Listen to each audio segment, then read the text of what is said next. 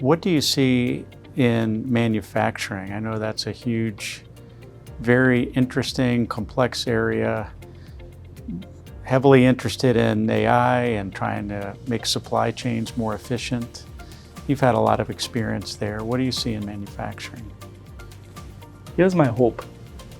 My hope is over the next 3 years, as a world, I think the US will always have the answer for the soft things, for AI, for data.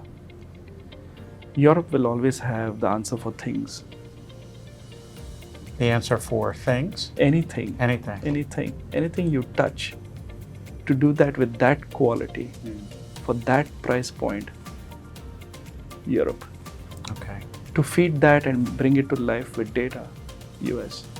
I think if both these parts of the world went towards what they can do best and then bring it together, I think we will have AIoT.